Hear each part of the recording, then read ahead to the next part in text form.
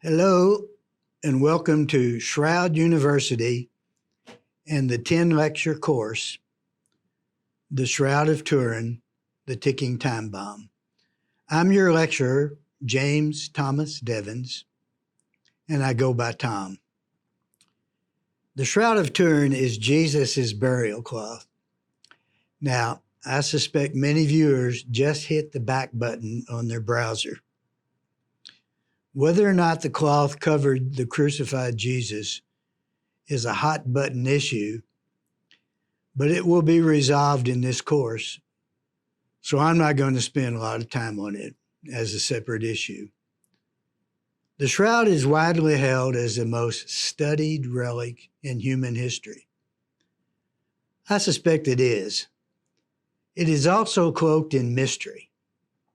It tells a story of a man who 2,000 years ago died and he left no corpse behind. Now, I agree, mystery prevails, but the mystery I find is not in the nature of the cloth. The mystery to me is why there is even a mystery. It's a mystery because of the storyline it is attached to. When placed in the proper storyline, the cloth and its many strange features are very understandable. The errant storyline, at least as it was told to me, goes like this. Once upon a time, the God of the ancient Hebrew population, his name was Yahweh, was angry at his human subjects over their disobedient ways. Yahweh had anger issues and demanded tit for tat, eye for an eye retribution for sins against him.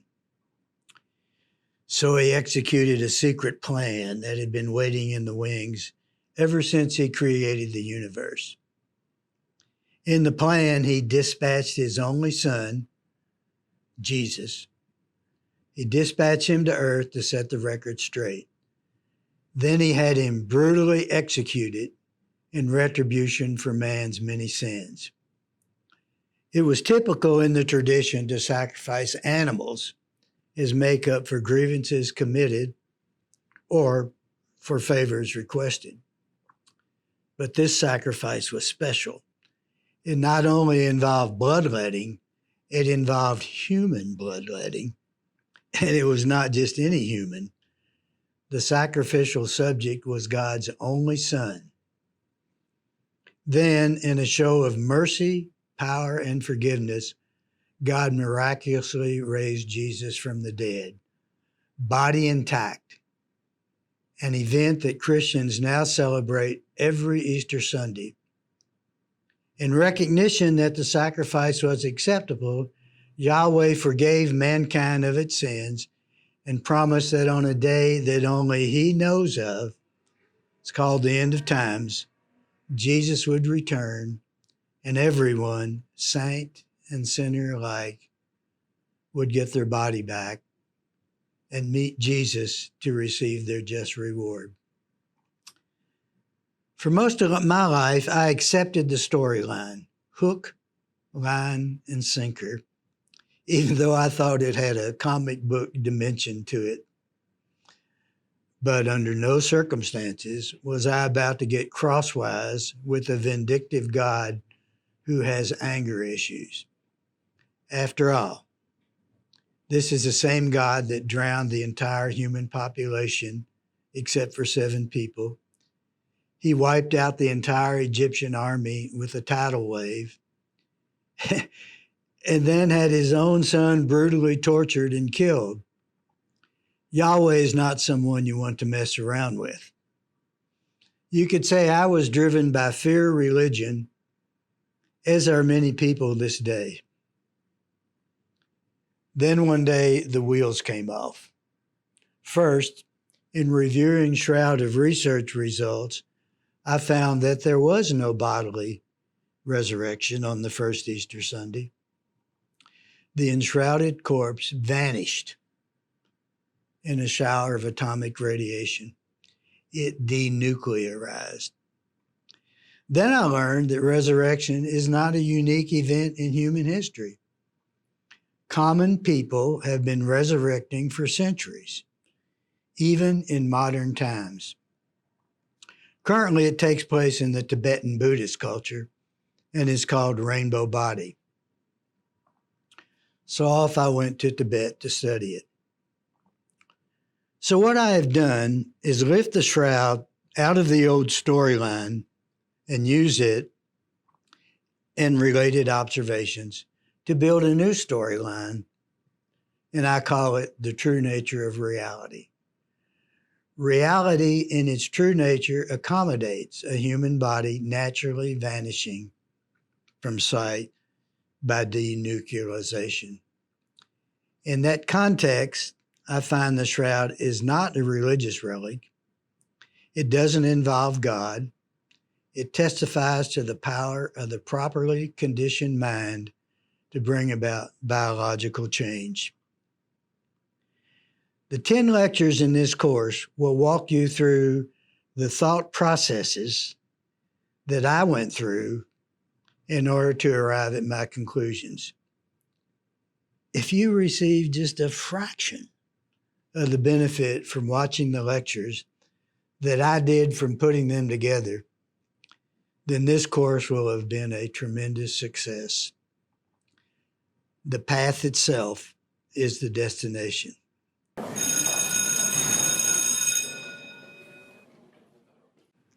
Hi, everyone. Welcome to Shroud University, episode number 1. This concerns the Shroud of Turin, Jesus' burial cloth. Now, many claim that the cloth is a forgery.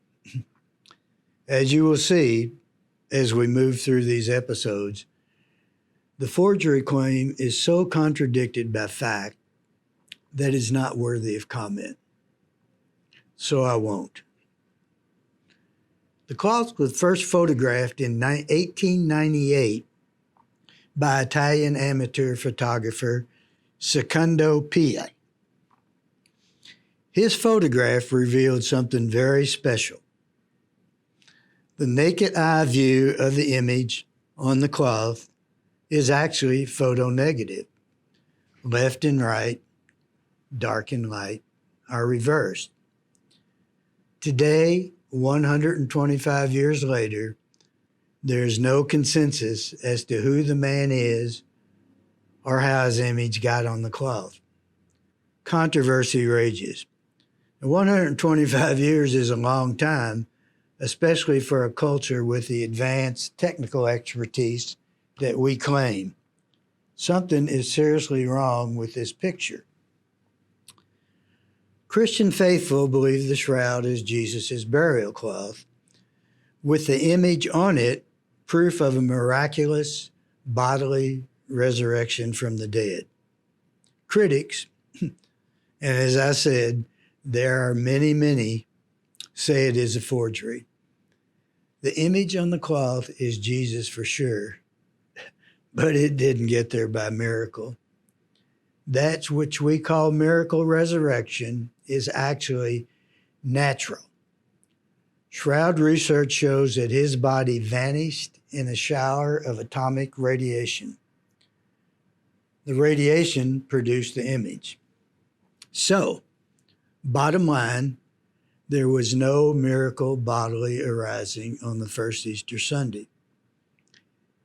As we shall see later, Jesus' formed body returned to the unformed primordial energy source from which it came.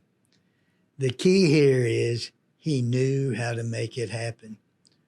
Resurrection is a learnable skill. Now, as most of you probably know, the shroud is a rectangular piece of linen that measures 14 feet by 4 feet. It contains the faint, straw-colored image of the crucified Jesus, naked and prone. His well-proportioned body and crucifixion wounds are on full display. Nail holes in the wrist and feet, a side wound from a military spear, scalp piercings from a crown of thorns, and flesh lacerations from flogging. The wounds are consistent with the biblical description of Jesus' crucifixion ordeal. Much excellent scientific work has gone into understanding the shroud. I mean, I'm by no means one to detract from it. The work, however, was doomed before it started. The flaw is the failure to conduct a literary search to gather available information that might influence the scope and direction of the planned investigation. The need for the search is fundamental, as is the need to challenge everything that is known, even sacrosanct religious doctrine. One has to have a clear, open mind to do true research. I can't imagine forging ahead, measuring and weighing things as was done in the Shroud Project without doing the front-end search. You know, I know a little about research, having spent 7 years in the research department of a major petroleum company, and I have a patent to show for it. Had the Shroud researchers done their homework, they would have known that it is natural, very natural, for a human body to radiate away. The phenomenon is well documented in the Buddhist tradition, in the Tibetan Buddhist tradition. It's called rainbow body and has taken place since at least the beginning of the Christian era, and it occurs in modern times. There's even a school in Tibet at the Tibetan Doshan monastery that teaches how to make it happen. The radiated energy from Jesus' entombed body projected his image onto the shroud, as Secundo Pia's photograph indicates. But as spectacular as it is when a human body vanishes by radiation, the spectacularness is far exceeded by the mind training methods that are available to make it happen. Resurrection is a mind training, teachable skill. What I find really interesting is that attainment instructions are found in the Gospel of Thomas, which you will learn about later. Thomas is a non-canonical text held in Christian orthodoxy as heretical, and, as you would guess, draws zero liturgical attention. Buddhists have their own practices for achieving spiritual perfection, and it is put to good use. We Christians have our own practice, that is, the Gospel of Thomas, for the path to perfection, but we call it evil and keep the congregants from knowing about it. Go figure. The rainbow body phenomenon struck a chord with me 17 years ago when I first heard of it. I quickly connected it to Jesus' resurrection and the Shroud of Turin. I've been to Tibet twice now. My first trip was in 2012, and it was in a group tour. The other was in 2018 on my own to investigate a specific rainbow body death. The 2018 trip was successful beyond my wildest expectations, for not only did I find the death I went after, but I found 3 more to boot, including conversation with eyewitnesses. Rainbow body is universally accepted in the Tibetan Buddhist monastic community, but rejected in the West as out of control religious fervor.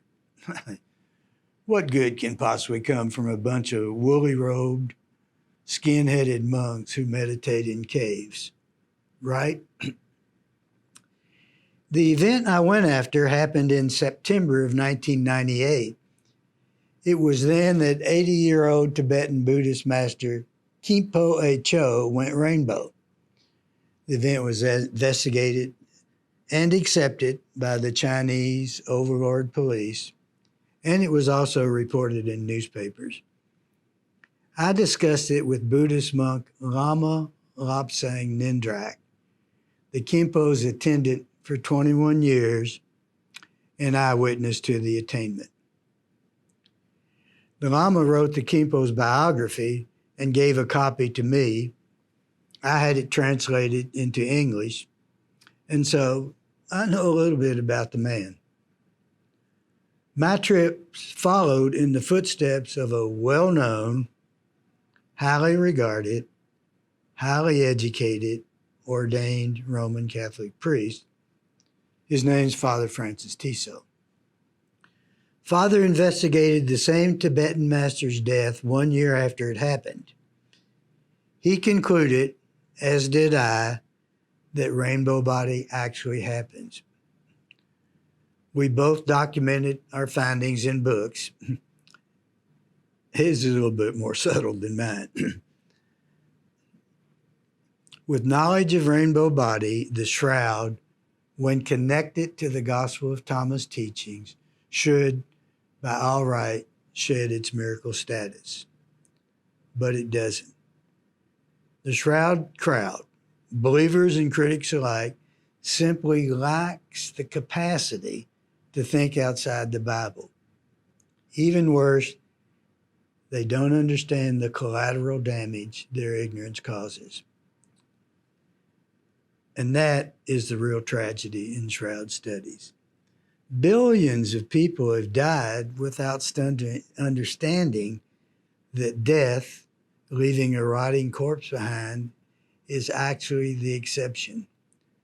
Death with the body radiating away is the norm. But in this screwed up world in which we live, where pursuit of spirituality is all but abandoned, the exception is the norm. The shroud is not a religious relic. It is a world treasure that speaks to the true nature of reality. It's not about God. It's not about religion. Instead, it reveals the power of the human mind to bring about biological change. Every living person needs to know about it. And as Christians and owners of the cloth and soldiers of Christ, we have an obligation to make it known. Think of the billions who have died without understanding what life, death, and reality are all about. Oh, what a crying shame.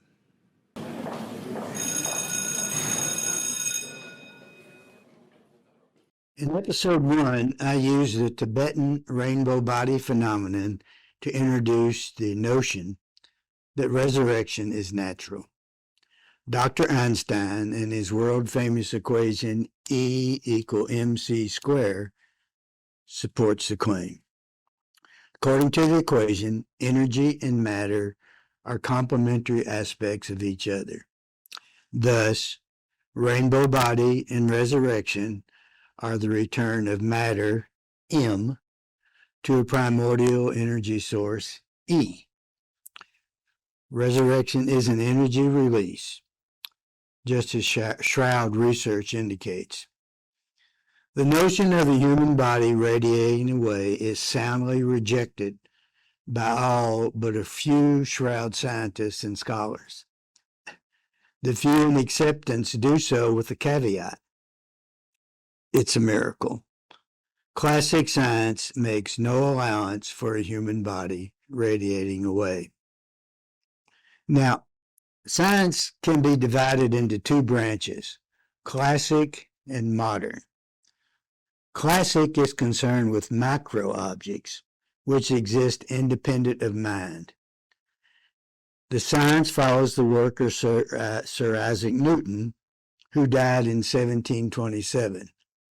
That's a long time ago. New insights have since emerged, but are ignored in Shroud inquiry. Modern science emerged in the 1900 to 1930 period under the revolutionary thinking of Einstein and his peers. Here the focus is on the micro-objects, atoms and subatomic particles. Classic science is concerned with placing a man on the moon. Modern science wonders if the moon would still exist if everyone stopped looking at it. Modern science requires man to develop an entirely different view of reality. Classic science will have nothing to do with it. In the classic view, the human eyes are held to be video cameras which capture the motion of objects that are out there. How the objects got out there is of no concern. The idea that something out there, for example, a human body, could vanish from sight is ludicrous. To even suggest such a thing is looked upon as the height of gullibility. Those who do find themselves eating lunch alone. Thus, Jesus' resurrection is labeled a miracle. Now, modern science sees the world differently. To the modern scientists, the eyes are not video cameras. They are signal receptors. Man sees nothing. What he does is point his eyes in a particular direction in order to receive reflected light. Using the central nervous system, the so received light is transformed into electrical chemical impulses in the brain. The impulses are then interpreted by the brain-mind complex, whereupon, lo and behold, an image of the object that reflected the light to start with appears in the stream of consciousness. This is the way the senses really work.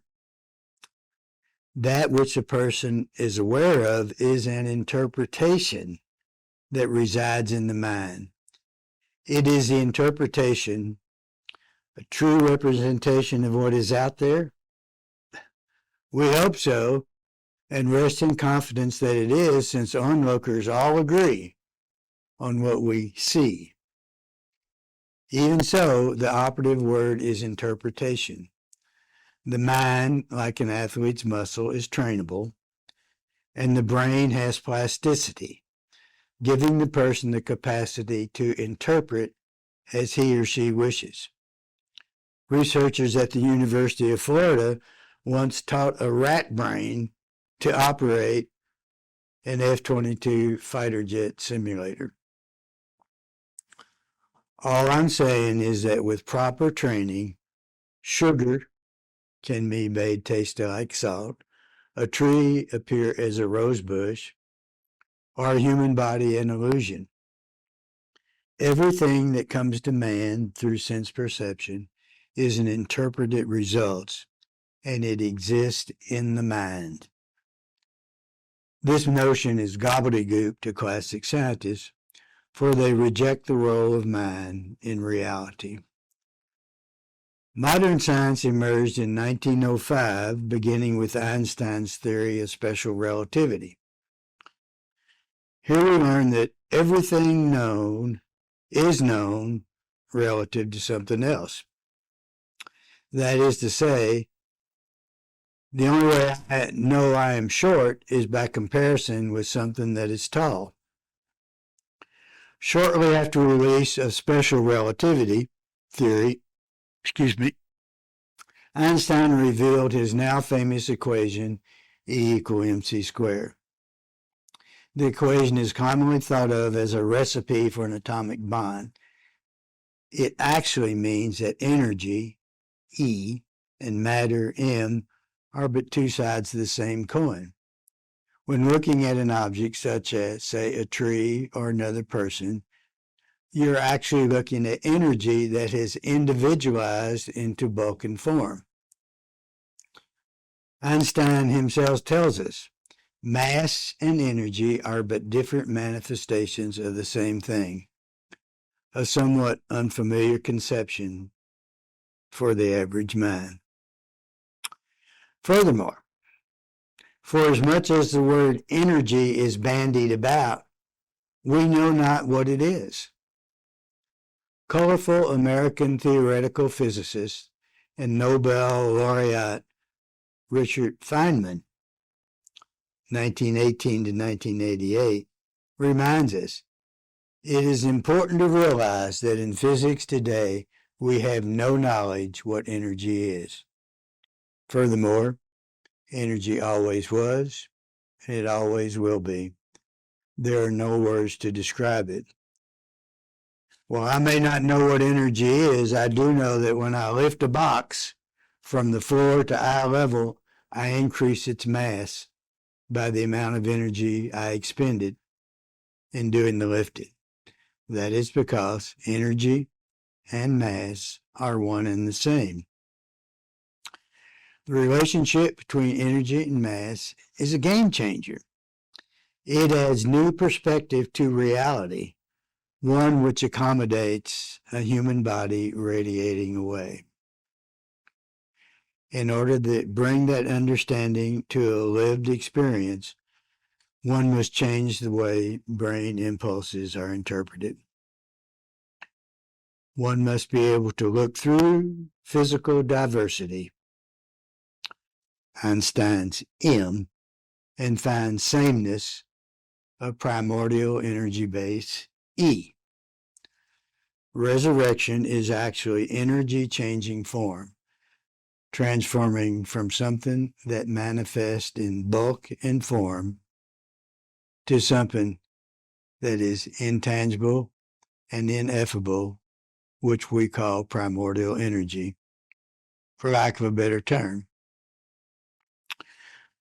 Classic-minded scientists and scholars, not to mention theologians, simply lack the capacity to absorb this energy-matter relationship.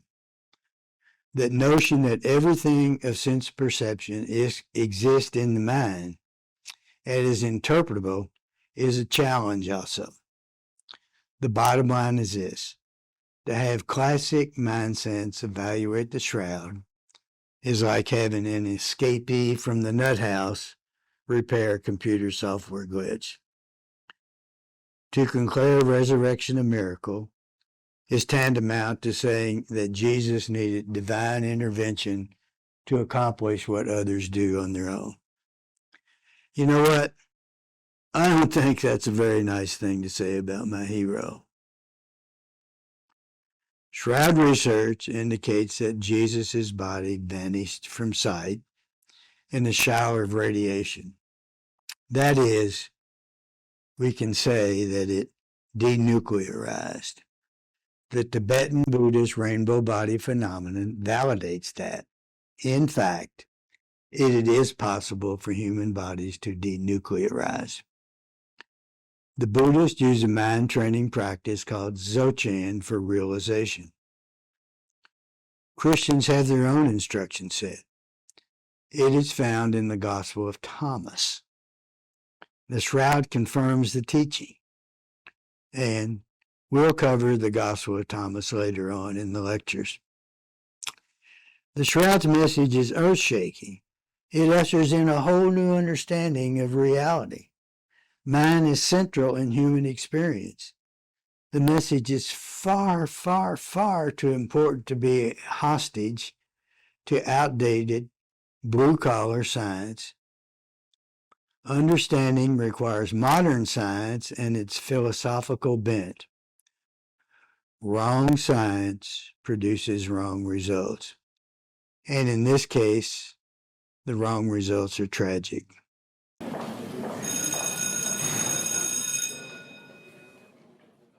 Hello, Tom here. Welcome to Shroud University Lecture Series.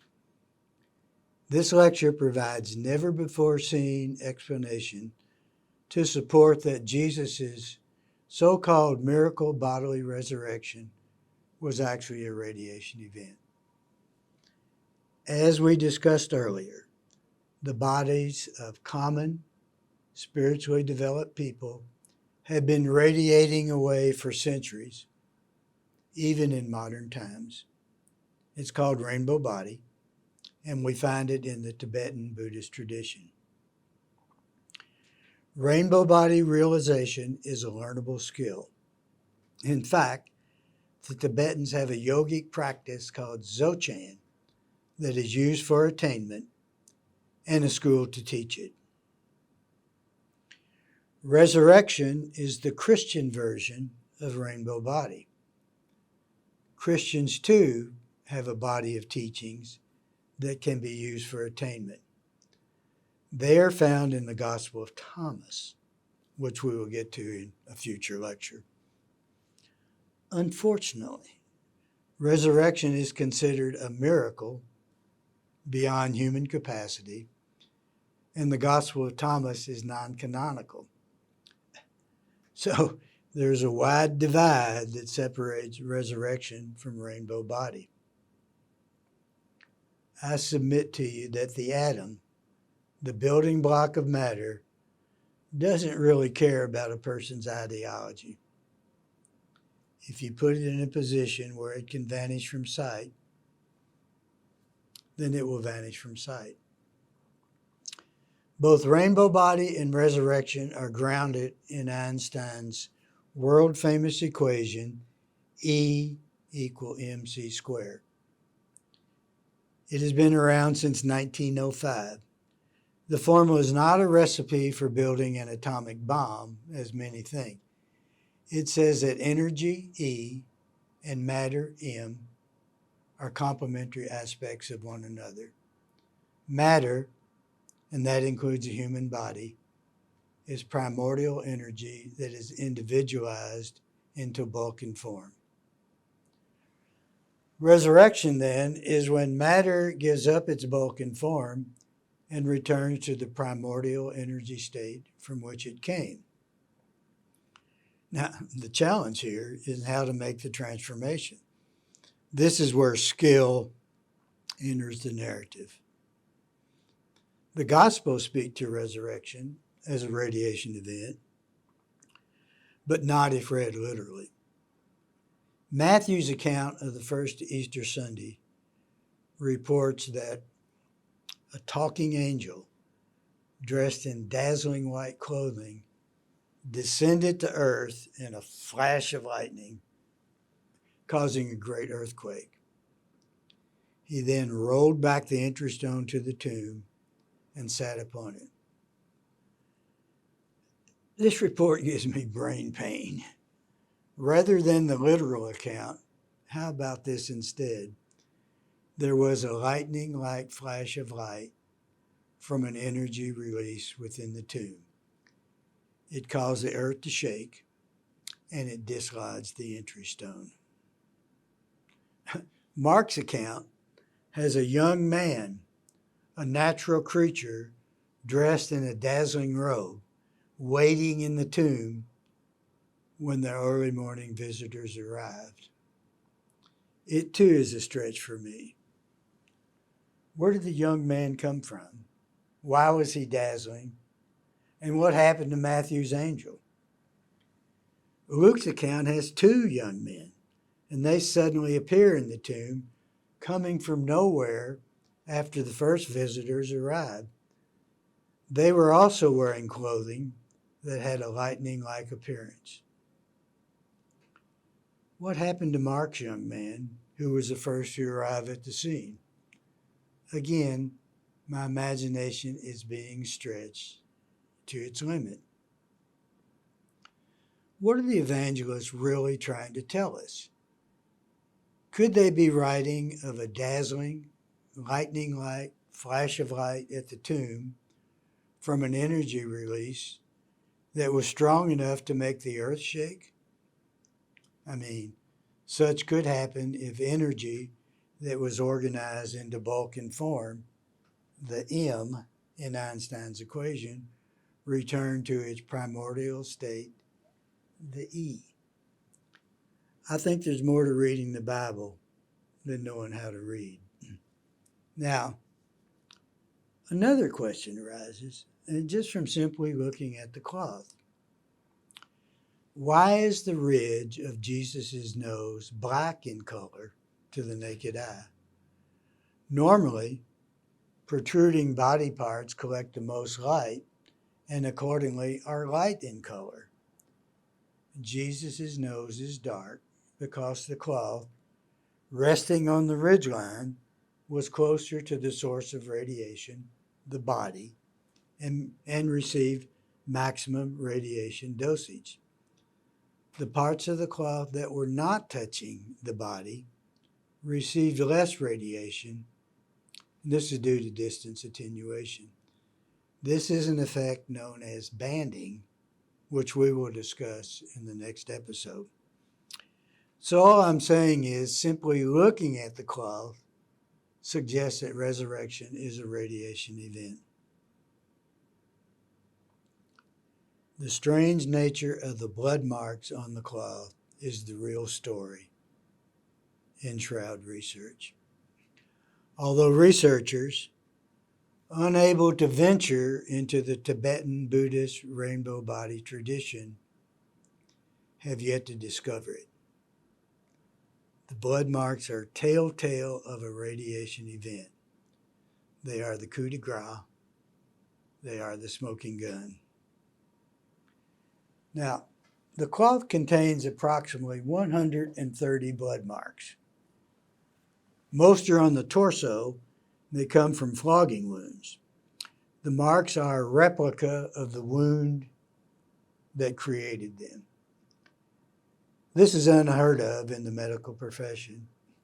And you know from your own experience, the blood on your flesh wound bandage never replicates the wound it covered. The shroud blood marks exhibit raised edges and an indented center, such as would be created by a Roman flagrum. When viewed under ultraviolet light, a serum contraction ring is also found. Blood serum is a protein-based fluid that remains after clotting takes place. Of particular interest here is the fact that there is no image underneath the blood stains. Most shroud observations go challenged. This is one of the few that goes unchallenged. So, in other words, in a two-step process, blood marks were deposited on the shroud in advance of denuclearization. This two-step process is also found in rainbow body attainment. And it's found through Dzogchen, the Tibetan yogic practice that is known to produce your rainbow body. Now, this first step is called Trekcho, and it brings a body to a condition Tibetans sometimes refer to as atom body. It is where the full empty nature of the atom is realized. Now, empty nature, I will explain that in just a bit. Denuclearization does not occur in Trekcho. Only a phase change from one form of energy to another, and it's in line with the well-known principle of wave-particle duality, a foundational understanding in atomic science. Actual denuclearization, that is, molecular change, occurs in Dzogchen Step 2, and it's called Thogel. And while the two steps proceed in parallel, Step 1, Trekcho, must be completed before the fruits of Step 2, Thogel, can be realized. So, in the resurrection parallel, the blood clots on Jesus' crucified body were physically separated from the corpse and forced into the shroud. That's Trekcho. and there was a volumetric expansion of the atoms in the body. Then the atoms, now primed for molecular change, return to their primal energy state, Thogel. And I should mention, too, that in the expansive process, the shroud was decontoured from Jesus' body, becoming parallel to the burial slab just prior to image formation. This is why his image is not distorted when the cloth is viewed in 2 dimensions, as it is today. What is this force that lifted the clots from the body, forcing them into the cloth while decontouring it to parallel to the burial slab? It's best explained like this. All matter has a dual nature. It is either particle, meaning it has an identifiable location, or it is wave. Waves have no location. They are everywhere. You encounter wave-particle duality when using a flashlight. The flashlight generates photons, the units of light. Do you ever notice that the space in between the tip of the flashlight and the spot it illuminates is blank? The illuminated spot is particle. The photons have location. However, the photons in the in-between distance, they have no location. They are spread out as a wave. So in the use of the flashlight, photons are spread out in wave state, and then they collapse to particle state, and a target spot is illuminated. So look at the process in reverse, where particleized photons return to wave. Particle goes to wave. Particle, wave. Can you envision a volumetric expansion? A force that could lift blood clots from Jesus' body, push them into the shroud, and at the same time decontour the cloth to the parallel with the burial slab. Think about it. Particle to wave, particle to wave. Can you visualize an expansion? This volumetric expansion is what happens in the resurrection rainbow body 2-step process. Particle returns to wave, Trexco, with the forceful expansion forming atom bottom. Then, once in wave state, but not before the atoms of which the body is made are positioned to denuclearize, producing radiation in step 2, Thogel. Strange things happen when the human body is at the wave-particle boundary. Jesus was there at his transfiguration. Tibetan Buddhist monk Lama Atrup, he had rainbow body in 2011, was known to transfigure. Photos are available. Hindu Saint Ramalinga was unable to be photographed. Light reflected from his clothing, but went right through his body. When in atom body, the physical body takes on a measure of buoyancy.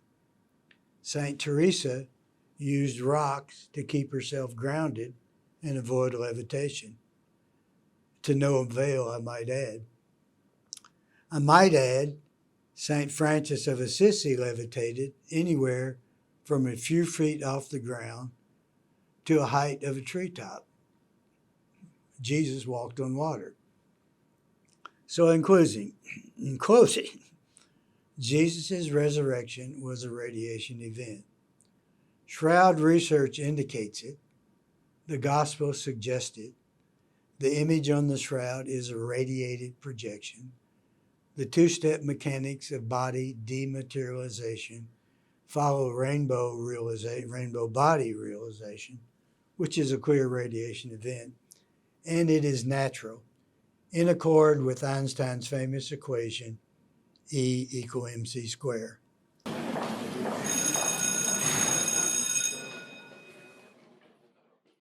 Welcome back to Shroud University in episode 4. Continuing with the groundwork laid in episode 3, that resurrection was a radiation event, I call this one Jesus, the human X-ray machine. Recall, in episode 3, I spoke of a smoking gun, irrefutable evidence that resurrection was a radiation event.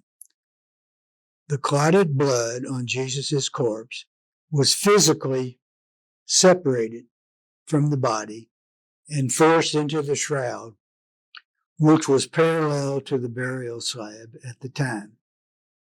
It had to have been parallel, for the clots would otherwise be out of stereo register in the flat, two-dimension position in which the cloth is now viewed. The force that decontoured the cloth and lifted the clots is telltale of a radiation event. Shroud's made of linen, and each thread contains about 200 fibrils. For a visual, picture the fibrils as arranged kind of like the electrical wires inside an axial cable. The oddity we find is this. Each fibril is colored to the same extent, but not all fibrils are colored. A particular fibril may be colored, but its next-door neighbor fibril is not. Thus, the difference between dark and light in the image area of the shroud is due to the number of fibrils which are colored. The barcode pattern, some colored, some not, is called banding, and it too is telltale of radiation. Now, as discussed in episode 3, all matter has a dual nature. It is either particle or wave. Particles have bulk and form and can be located with a GPS device. Waves have no location. They are smeared out over distances unknown. Matter duality is a fundamental, universally accepted aspect of the atomic world. Particles, when in motion, travel from point A to point B as waves. The baseball is a particle when resting in the pitcher's mitt, but it travels the distance to the catcher's mitt as a wave. Its wavelength, however, is so small, 5 times 10 to the minus 33 inches, that it appears particle to the human eye. Also, waves vibrate. They wiggle up and down. When a wave wiggling in the up direction collides with one wiggling down, they cancel each other out. This is called destructive interference. When up-wiggling waves meet each other, they reinforce. This is called constructive interference. Now, imagine the blood, flesh, and bone that lay beneath the skin of Jesus' corpse transformed from particle to wave. We will discuss the cause of transformation later. Further, imagine the waves exiting the skin pores, much like the way sweat and toxins normally leave the body. The average human body contains about 5 million skin pores. Shroud pioneer physicist Dr. John Jackson once commented, "It is as if every pore and hair of the body contained a miniature laser." He means the radiation from Jesus' body began internally and exited through the pores. Advancing waves expand outwards, much like the ripples that are created by ducks splashing in a pond. When the waves from a given skin pore on Jesus' body met up with the waves from nearby skin pores, they destructively interfered, creating a barcode pattern. when they expanded outward to the shroud.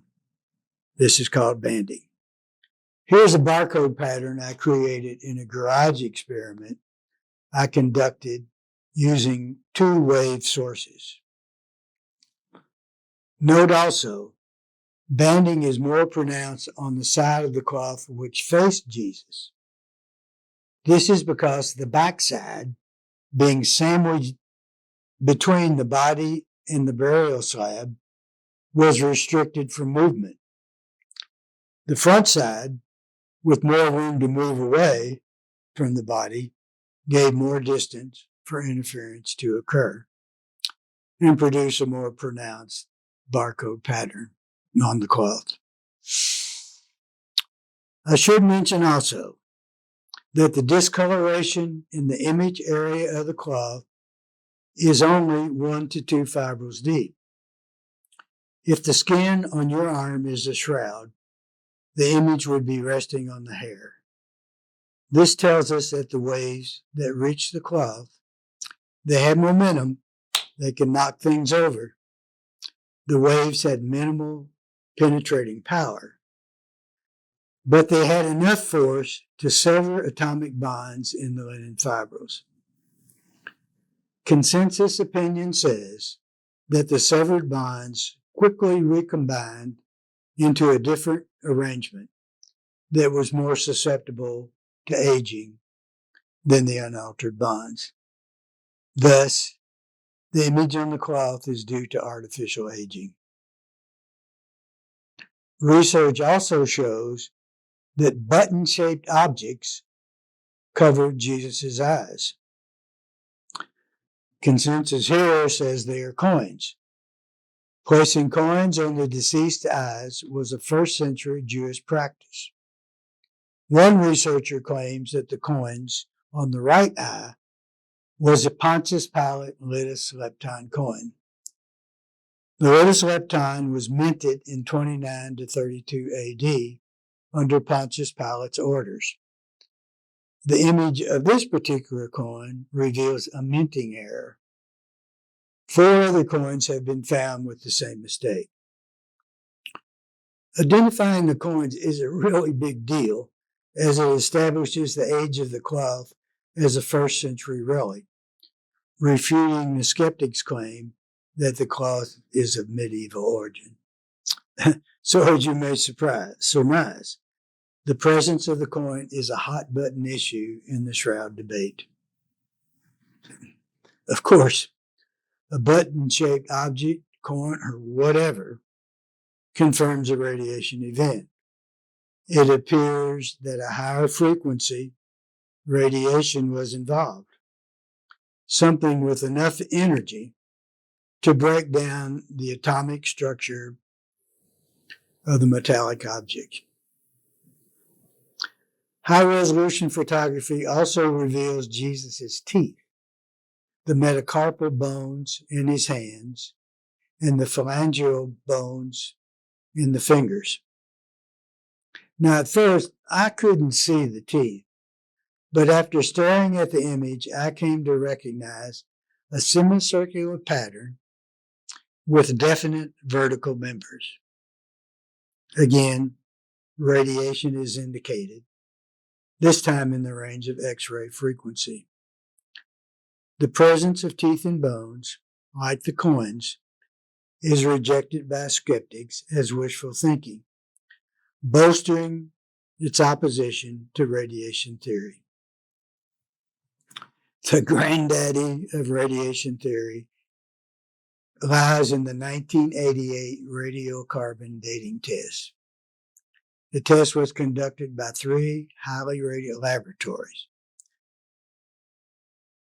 The test results indicated a manufacture date of 1260 to 1390 AD, or about the time the cloth first appeared in recorded history. The results initiated a firestorm of protests from shroud enthusiasts, and it continues to this day. The most popular explanation for the questionable result is that the test samples were not representative of the cloth as a whole. However, There's an alternate explanation. The farther away the test sample was from the body, the older it is in the test result. This is attributed to the loss of reactive power as radiation advances away from the body. Radiocarbon dating involves measuring the concentration of an unstable carbon isotope known as carbon-14 in a sample of the cloth. Carbon-14 is produced when cosmic rays bombard atmospheric nitrogen. The concentration is reasonably well known at 1 part carbon-14 for every 1 trillion parts of common carbon. Carbon-14 is ingested into plants, such as flax, via photosynthesis. Linen is made from flax. Ingestion ceases when the flax is harvested. So when the harvested flax is processed and weaved into a linen cloth, the cloth has a known amount of carbon-14. In other words, 1 part per trillion parts of common carbon. As mentioned, carbon-14 is unstable. It has a half-life of 5,730 years. In other words, if you had 1 pound of carbon-14 in your pantry today, 5,730 years from now, only 1/2 pound would remain. 1/4 pound would be left after another 5,730 years, and so forth. So the issue becomes, where did the extra carbon-14 come from? If the cloth is really of medieval age, there is no debate. However, the radiation effect could have actually produced carbon-14 from the nitrogen in the linen fibrils, thus artificially skewing the radiocarbon date results to medieval age. For those who reject radiation theory, the cloth is a forgery. But how the sneaky forger created the image on the cloth remains. If one accepts radiation theory, as all other observations indicate, then game over. Resurrection was a radiation event. End of story. Finally, I want to mention the sudarium of Oviedo. The sudarium is a cloth that covered Jesus' head, pending removal from the cross. The cloth is nothing but a bloody rag to the naked eye, is housed in the Cathedral of San Salvador in Oviedo, Spain. Its history is much better documented than the shrouds, appearing in the written record in 570 A.D. We read about it in John's Gospel, chapter 20, verse 7, which reports that the cloth was found rolled up, separate from the other burial cloths. The sudarium radiocarbon dates to 700 A.D.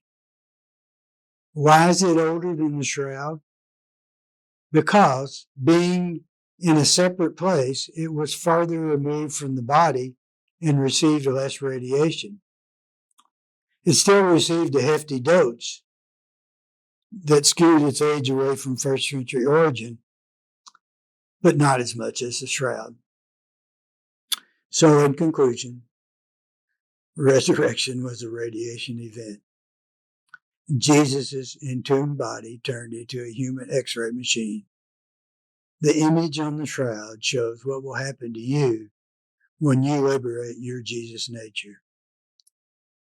And I think that is really a big deal.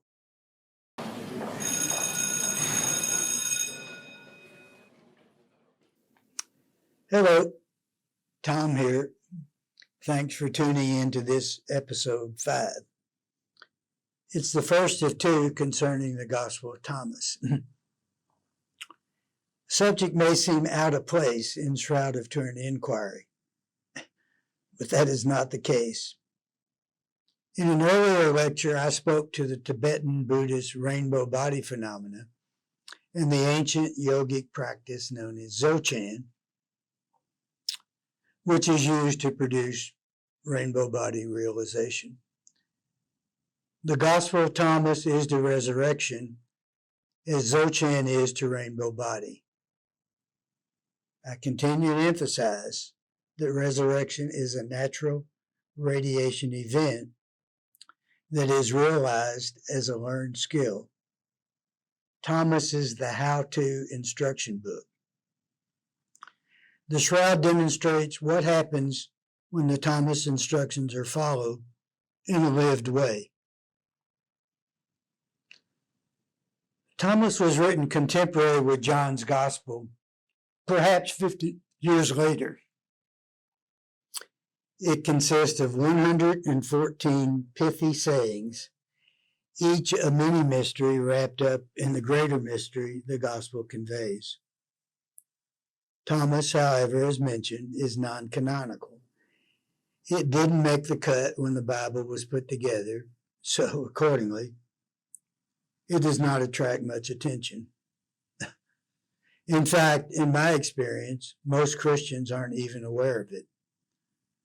Scholars knew little of it until 1945, when an extant Coptic version was found at Nag Hammadi, Egypt, as part of what came to be known as the Nag Hammadi Library. It portrays a very different Jesus than the one described in the Bible.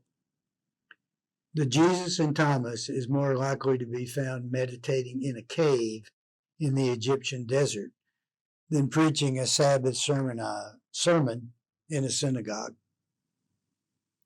The work is styled as a word spoken by Jesus and recorded by disciple Thomas. It has clear Eastern nuances. The tone of Thomas is reflected in saying number 1. Whoever discovers the interpretation of these sayings will not taste death. Now, I don't know about you, but the saying has a nice ring to it for me.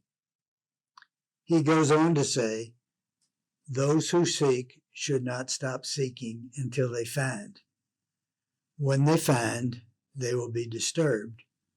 When they are disturbed, they will marvel and will reign over all. I can tell you, I did seek, I did find, and man, was I disturbed. Human bodies radiating away into nothingness, and a linen cloth that proves it. I don't know if I reign over all, but I feel comfortable in saying I know things now that most people don't know. The crux of the Thomas teaching is found in saying number 26. It is here the disciples ask Jesus how they are to find the kingdom. In other words, how are they going to get to heaven? For discussion purposes, I divide the saying into 2 parts. Part A goes like this. Jesus tells them, in order to find the kingdom, one must make the 2 into 1, make the inner like the outer like the inner, and the upper like the lower, and make male and female into a single one, so that the male will not be male, nor the female be female. This is a call for finding sameness in the setting of objects which are physically different, according to the senses. That is, look through the localized, tangible objects of bulk or form. These are the M's in Einstein's equation, and see primordial energy, E, instead. Of course, it's difficult to look at, for example, a man and a woman and find sameness where diversity of form is blatantly obvious. This is where part B of the saying comes into play. In part B, Jesus tells the disciples to learn to think differently. He uses the cryptic words, replace the eyes with an eye, a hand with a hand, a foot with a foot, an image with an image. By nature, we are all built to see diversity. Unfortunately, or fortunately, the brain has plasticity, and the mind, like an athlete's muscle, is trainable. Thus, we have the capacity to train to find sameness, Einstein's E, even though through the senses, multiplicity, Einstein's M, dominates the sensory-derived landscape. This is what Jesus meant in part A. Make the inner like the outer, and the outer like the inner. That is to say, make the localized mind, M, the inner, be like the universal mind, E, the outer. In other words, become one with the Father. Finding sameness where sensory diversity prevails is really easy to talk about, but it's almost impossible to do. And it is risky business, as tampering with the normal functioning of the mind-brain complex always is. The call to find sameness while surrounded by diversity is biblical. Recall Adam and Eve, the first couple, lived in a paradise called the Garden of Eden, which is symbolic of the notion of heaven. They were happy, and their every need was satisfied. But the garden had a dark side in the form of a mysterious doomsday tree called the tree of knowledge of good and evil. The couple had complete freedom, but they were told by God to not eat the fruit of the special tree. Its very name, good and evil, connotes differentness, and those who eat its fruit become dualistic thinkers and become removed from the sameness that Jesus advocates in Thomas. Anyway, everything was going great in the garden as long as the first couple maintained their perspective of sameness, non-dual thinking. In Genesis 2:25 we read, "The man and his wife were both naked, but they felt no shame." In other words, they had the capacity to look through physical diversity and find sameness. Then, tricked by the serpent, and the serpent is symbolic of the material world, they ate the fruit and everything changed for the worse. Immediately after eating, they knew they were naked and, using figware, kick-started what eventually came to be men's and women's clothing stores at the shopping mall. We read, Genesis chapter 3, verse 7, "Then the eyes of both of them were open, and they knew they were naked. Differentness entered their mind stream, where sameness formerly prevailed." In the traditional interpretation of the story, the couple was evicted from the garden because of an act of disobedience. They ate the fruit and they were told not to. The Thomas follower sees differently. The Thomas follower would say the couple had no choice but to leave. They were like fish out of water. They were like square pegs in a world that only has round holes.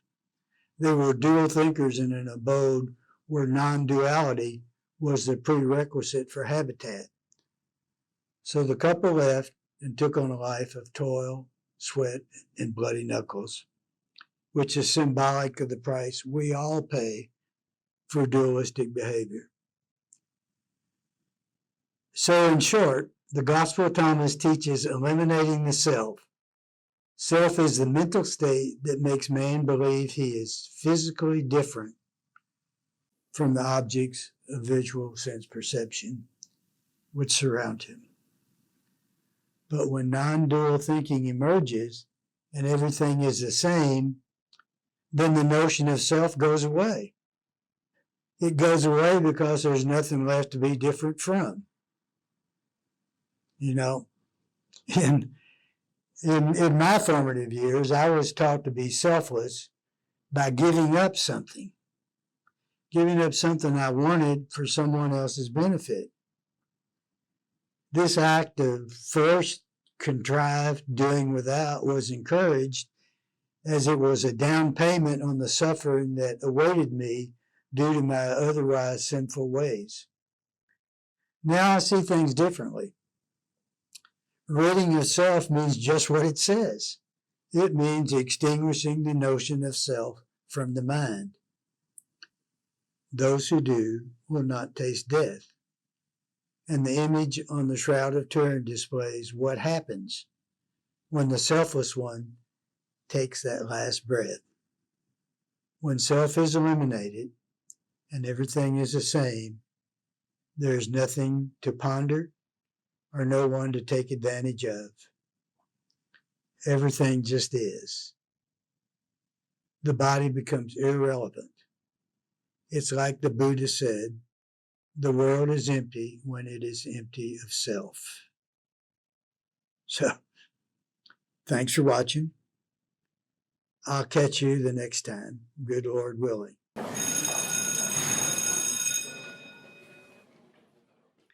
Thanks for tuning in to this episode 6, The Gospel of Thomas, Take It Easy. As the country rock group The Eagles sing, don't let your own wheels drive you crazy. The last lecture focused on the fundamental Gospel of Thomas teaching. That is, eliminate the self. Most of the remaining 113 Thomas sayings connect in some way to that one teaching. Modern science tells us that the atom, out of which all physical objects are made, is a derivative of consciousness. Furthermore, matter can't exist unless an intent for it to exist is expressed. Belief in the self is the way the human expresses his or her intent for physical presence. Thus, when self is eliminated, so is the intent, and the body disappears. It's just as the Buddha said, the world is empty when it is empty of self. This is how the Gospel of Thomas connects to the Shroud of Turin. The shroud is the tangible proof that the body of, arguably, the most selfless man in human history vanished from sight, and he left behind an image as proof of what took place. Thomas teaches us how to eliminate self.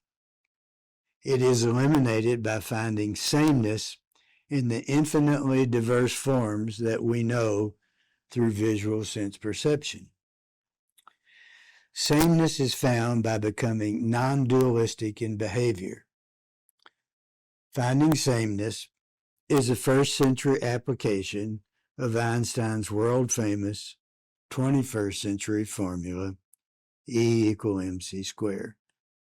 The formula means that at the very base of existence, all physical objects, and that includes the human body, are in fact the same, just as Jesus taught. They are primordial energy E organized into bulk and form. M, energy E, and mass are complementary aspects of each other. So, the truth is, all physical objects are the same. The challenge is to learn to look through the infinite multiplicities that come before us and find the sameness. When this happens, the self, the mind figure that makes us think we're different from everything in our field of vision, is eliminated. It is eliminated, for there's no longer anything to be different from. Self-consciousness, worry, fret, fuss, and the like are disruptive to the sameness which is sought. They give the self something to cling to. As a kid, one of my favorite comic books was Mad Magazine with cover boy Walter E. Newman and his "What? Me worry" attitude. Thomas' teachings direct us to make Alfred E. look like a worrywart. In other words, learn to take it easy. Take, for example, Thomas saying number 37. Here Jesus tells the disciples that in order to be like him, they must deliberately put themselves in situations that challenge their stability in finding sameness in everything. Specifically, he tells the disciples they will acquire his nature when you strip without being ashamed, and then you take your clothes and put them under your feet like little children and trample them. In other words, do something that is outrageously counterculture in a highly visible social setting and think nothing of it, which is to say, I'm naked, you're clothed, but who cares? Learn to take it easy. After all, at the core of existence, we're all the same primordial energy that has taken on bulk form. Could you do this as if it was normal behavior, completely worry-free about what the clothed ones around you might think? Jesus says he can, and you can, then if you will have found your true nature and be like him. In other words, saying number 37 is about ingraining an attitude of what one thinks of me is none of my business, while going about doing whatever you want, where you want, when you want, totally free of worry about the appropriateness of the action, free from the opinions of others. Jesus didn't give a hoot about what people thought of him. He lived with complete freedom and did whatever he wanted, when he wanted, and he was not at all bashful about it. He was totally selfless. And if we are to acquire true nature, i.e., our Jesus nature, we must be that way too. You know, there's an interesting connection to saying number 37 with an incident recorded in Mark's Gospel. In Mark chapter 14, verses 51 to 52, we read of a young man running away naked when the rowdy, militant mob arrived in the Garden of Gethsemane to arrest Jesus. Apparently, the naked young man had been covered by a sheet, which was pulled away from him as he fled the arrest scene. This particular passage throws Orthodox theologians for a loop. Thomas provides a possible explanation. Perhaps Jesus was teaching up to the very end of his ministry, and an initiation was taking place when the arresting mob arrived. The need for complete worry-free living is echoed in saying number 6. Here Jesus instructs the disciples, do not lie and don't do what you hate. Lies have lingering effects. Sooner or later, they come home to roost. And until they do, the liar must be on his tippy toes, keeping his protective guard up. Lies produce an enduring, uncomfortable feeling for fear of being exposed. This fear is breeding ground for the self. The same goes for doing things one hates to do.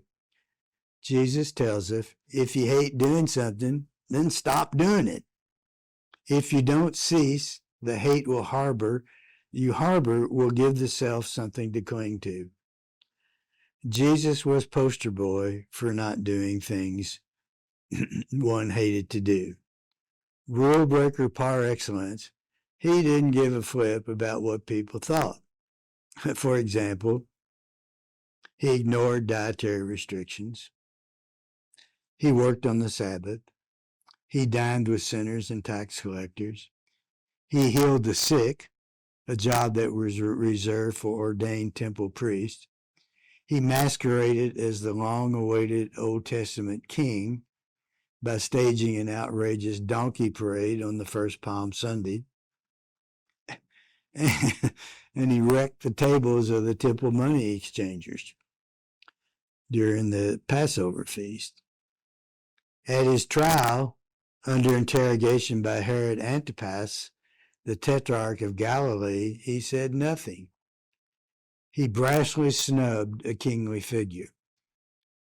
In the saying, Jesus goes on to teach, after all, there is nothing hidden that will not be revealed, and there's nothing covered up that will remain dismissed.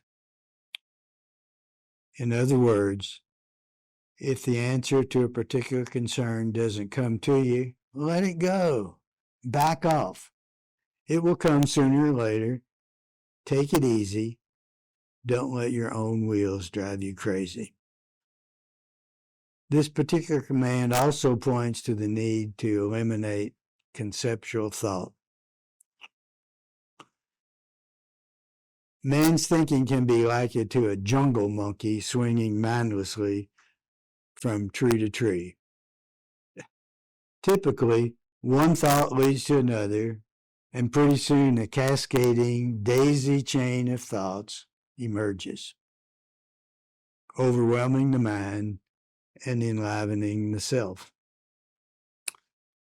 Yeah, I suspect you know what I'm talking about. Man is a thinking machine. He cannot not think. But what he can do is allow his thoughts to run their course and dissolve on their own. A thought arises, and selfless man responds, "Oh, I just had a thought about such and such." And then he lets it dissolve on its own. The thought, if pursued, will soon lead to identity with the self. The cascaded thinking ultimately winds up infiltrated with the I, me, my, mine, yours, his, hers pronouns, and they in turn lead to the identity of the self. Spiritual perfection is reached when the self is eliminated, and elimination of conceptual thought is an important part of the process. Take a moment and reflect on the state of mind that Jesus envisions. Space and time no longer exist. When two objects are the same, the space between them is irrelevant. Time measures how long it takes for change to happen. But when everything is the same, there is no changing. So time, like space, no longer exists. Add to this state of mind the ingrained attitude that what people think of you is of no concern. All self-consciousness disappears. Finally, thoughts come and just as quickly go, without meaning. Close your eyes for a moment and put yourself in the mental state I just described. No space, no time, empty thoughts, while completely free from what people think. That is your true nature. It is what is required in order to tit-for-tat harmonize with true reality and make your body irrelevant. It is what it takes to become one with the Father. Can you do it? Yep. The only question is how many lifetimes will it take? But here's the thing about it. Watch that first step, for it is a big one. Once you start down the path, something very real comes alive in you, and it grows in a feeding frenzy. The path itself is transformative. Empathy and compassion take hold once you peek behind the curtain. They take hold because that is who you are at the core, infinitely empathetic and compassionate. Only you don't realize it because your own wheels drive you crazy. The more you open the curtain, the more empathetic and compassionate you become. It is just as Jesus said in the parable of the mustard seed. Going forward, the once visible worldwide suffering that surrounds you will increasingly become more obvious, and you will be motivated to do something about it. Death will be a paper tiger for you. You will realize your true nature, and one day you too will die and leave an image on your burial clothes.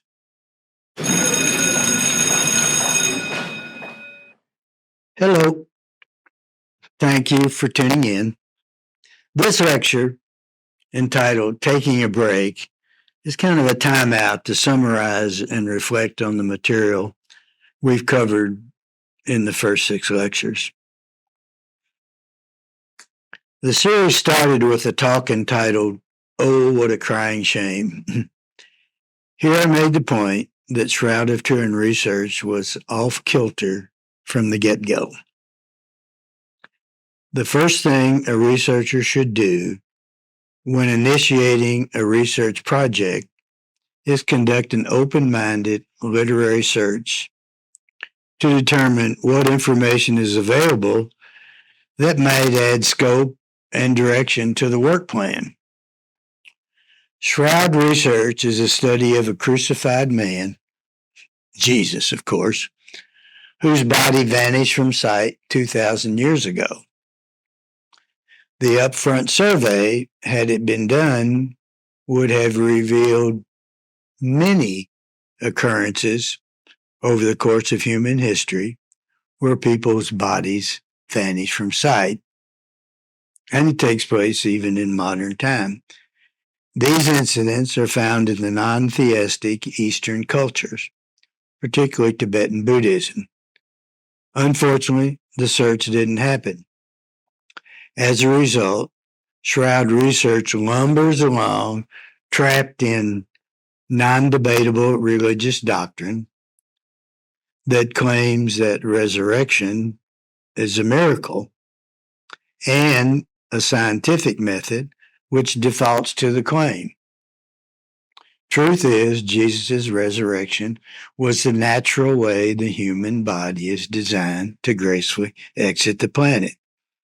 And now, untold billions of people had died without understanding what life and death are all about. Oh, what a crying shame. There are 2 branches of science, classic and modern. Classic is concerned with macro objects, things known through the senses that can be weighed and measured in 3 dimensions. It stems from the work of Sir Isaac Newton, who died in 1727, but only after cleanly separating the spiritual from material in scientific investigations. Classic science is the dominant form of inquiry in the Shroud Project. Modern science came into its own in the 1900 to 1930 period with the work of Albert Einstein and his peers. It is avant-garde thinking with a philosophical flair. Here we learn that matter is primal energy that has taken on bulk and form, and that consciousness is primary in human experience. Modern science is needed in order to evaluate the Shroud. The first photograph of the Shroud was taken in 1898, and it revealed that Jesus' image was projected onto it. Left and right, black and white, are reversed. 7 years later, Einstein offered explanation, but it fell completely under religion and science's radar screen. His now world-famous equation, E equal mc squared, revealed that matter and energy are complementary aspects of each other. That is to say, when I lift a box of gobbledygook from the floor to eye level, it gains mass. The gain is the amount of energy I expended in doing the lifting. Thus, all matter M, is a primordial energy source, E, that is individualized into species with bulk and form. The image on the shroud did not get there by miracle. It was caused by the return of M to the primordial energy source, E. Now, while almost all shroud observations are contested by someone, there are two which are not, and they are the smoking gun that points to a radiation event. First, the individual clotted blood on Jesus' body was physically lifted or blown off the body in a pressure surge and forced intact into the cloth. Then the cloth was exposed to a radiation release. That is, M returned to E, forming the image. The two-step process is confirmed because there is no image underneath the blood deposits. The pressure surge also confirmed because the cloth itself was in motion at the time of image formation. That is to say, it was decontoured from the body and was essentially flat in 2 dimensions when exposed to the radiation release. This two-step process, a pressure surge followed by radiation release, it's found in rainbow body realization.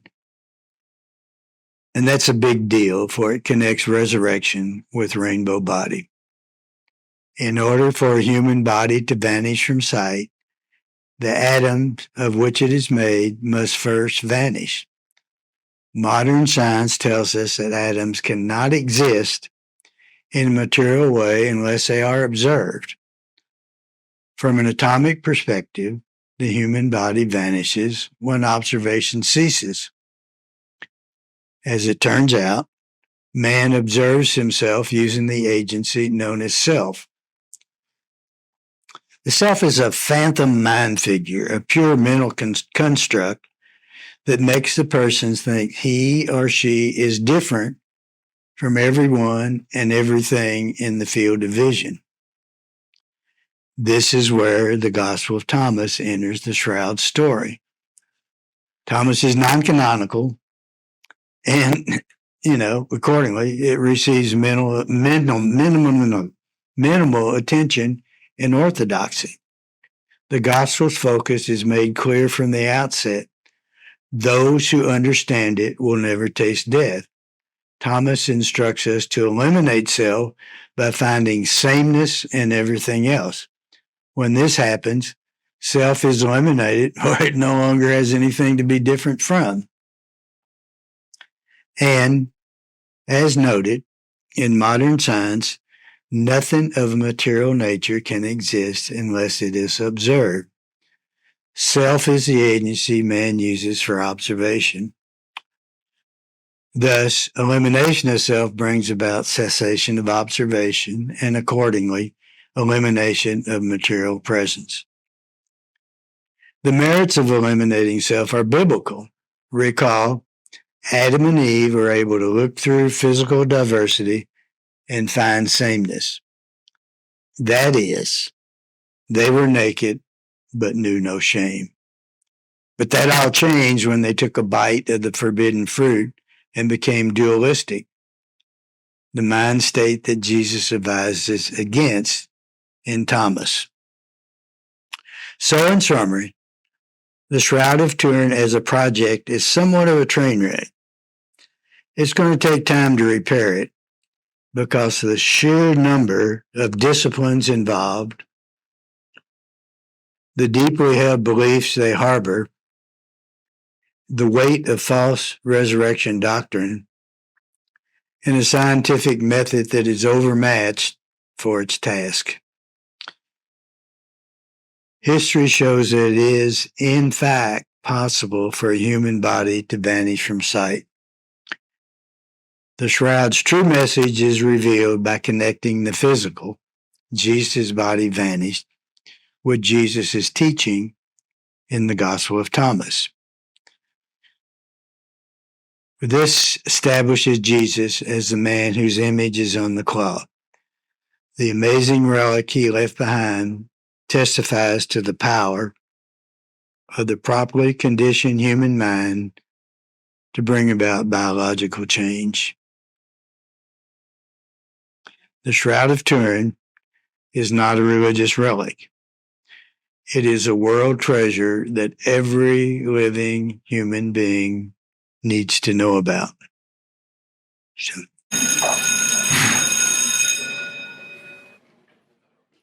Welcome to Lecture 8 in the Shroud University series.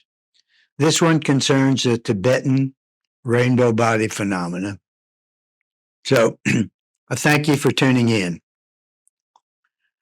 Shroud research is disappointing for several reasons, not the least of which is the failure to include the Tibetan rainbow body phenomenon in the scope of work.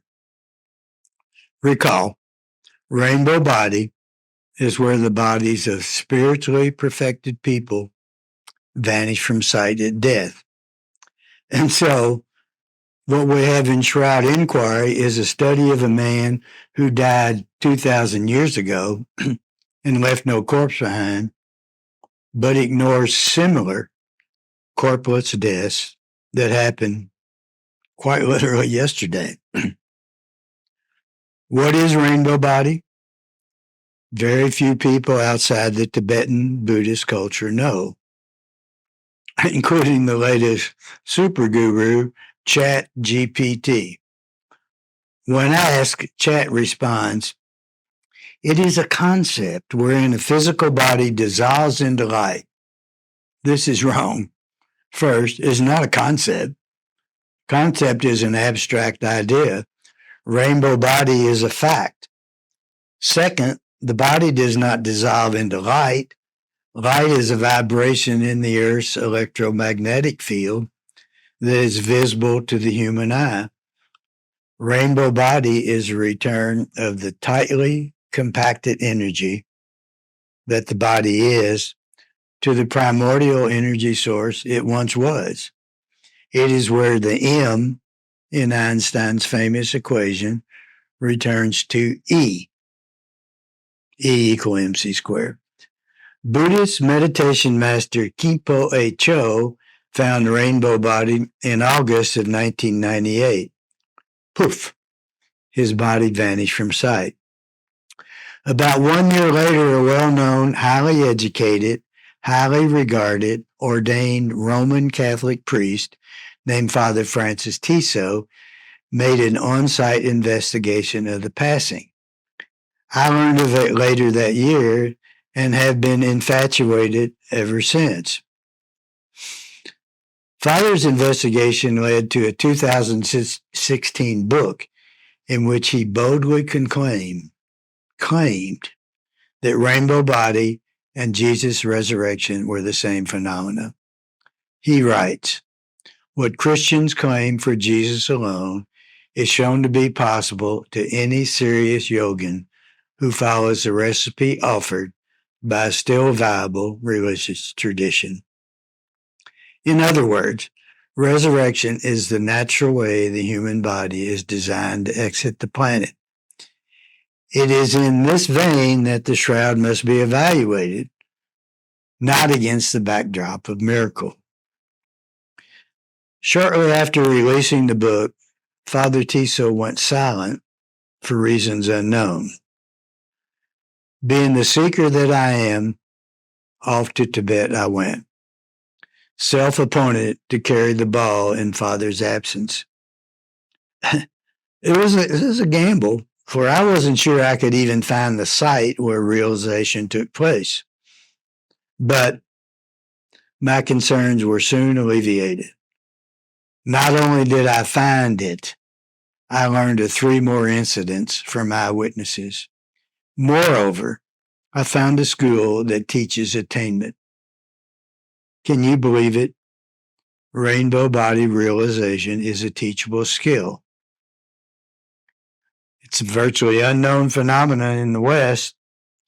It is universally accepted in the Tibetan monastic community.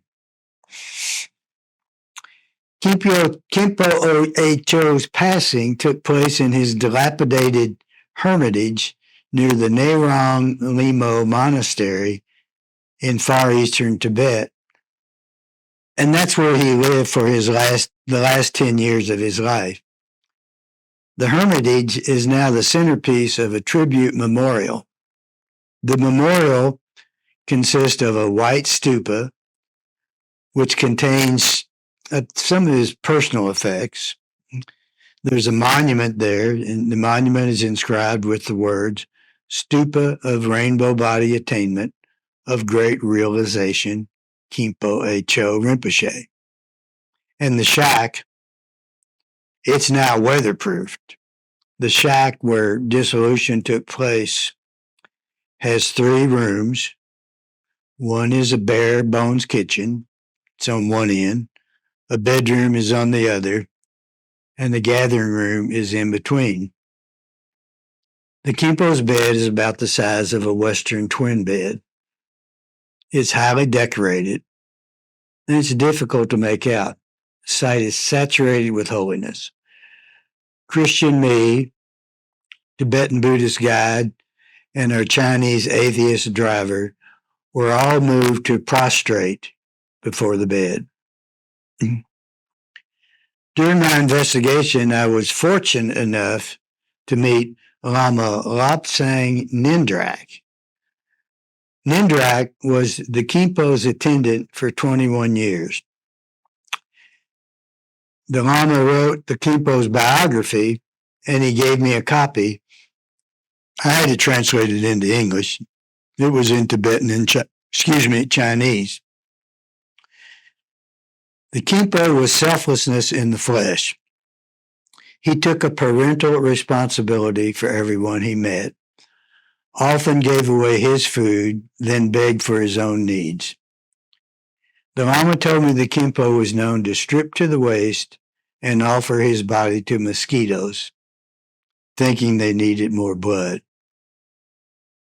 He was committed to transmitting the Buddha's teachings, traveling at night as necessary to avoid detection by the anti-religious Chinese. And he wasn't much for idle talk. No time for chit-chat, he would say. His body dissolution took place gradually and progressively over a 7-day period. There was a typical rainbow light emission, but according to Nindrak, it could only be seen from a distance. There was also the soft sound of music that seemed to come from the roof of the hermitage. Now, Westerners would probably explain the music as angelic voices welcoming a spiritual soul home.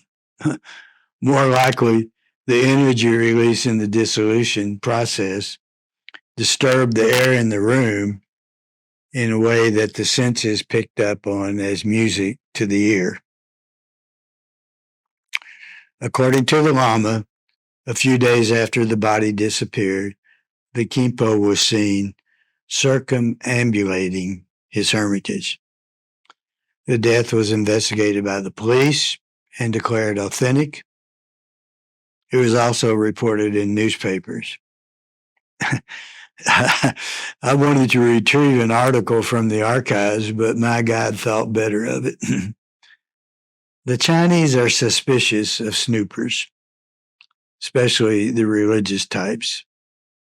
So there are many more rainbow body events to report. But in the interest of brevity, I refer you to my website, www.jthomasdevins.com, or my 2020 book, Christianity's Dirty Little Secrets.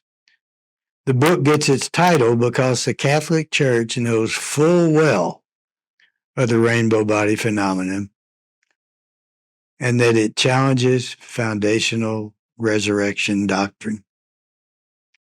In addition, the physical proof that it does is found in Shroud of Turin research. His crucified corpse radiated away rainbow body style. I have one other slide to show you. Unfortunately, I know almost nothing about the monk adept. My Tibetan guide sent the photos to me after I had returned from Tibet. The COVID pandemic prevented my return to investigate, and at my age, I doubt I will pass that way again. I am comfortable, however, that the photos are authentic because I trust the guide. Here's what we can say with confidence. Rainbow body is real, and it has nothing to do with God or religion. It speaks to the power of the properly conditioned mind to bring about biological change. It is truly tragic that Shroud of Turin researchers can't see the rainbow body. Locked up in inapplicable science, while constrained by religious doctrine that is shown to be false, its true message is lost. As spectacular as it is for a human body to vanish from sight, the spectacularness is far exceeded by the methods that are used to make it happen. That, of course, is where the Gospel of Thomas connects with the Shroud of Turin, resurrection.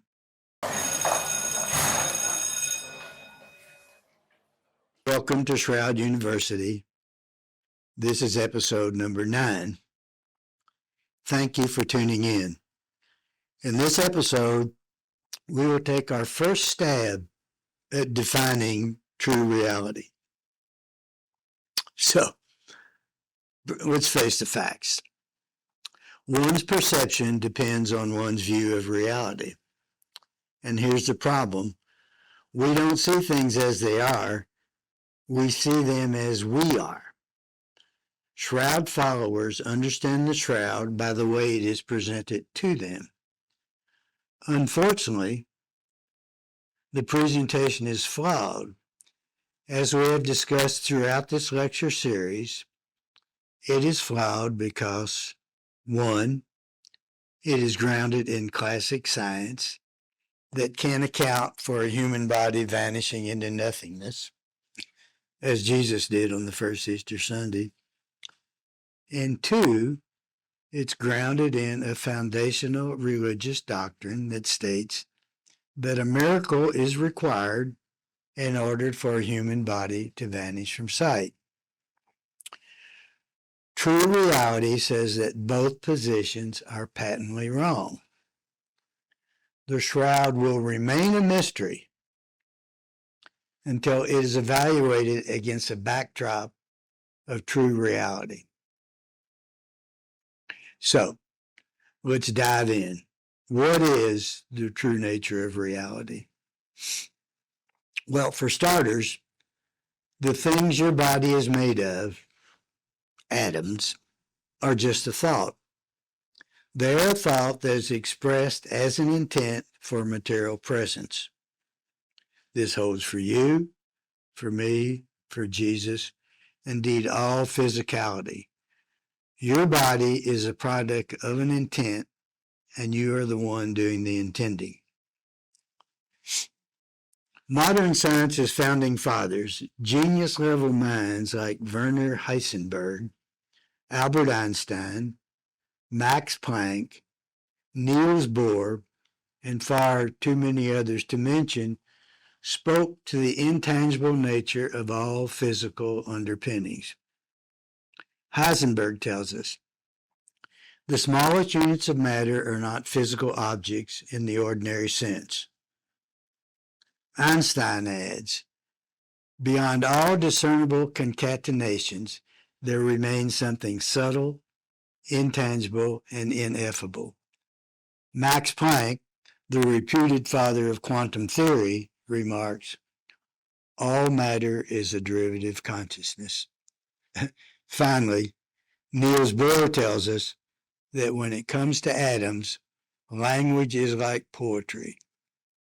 The best one can do is use it to create images and stir the imagination.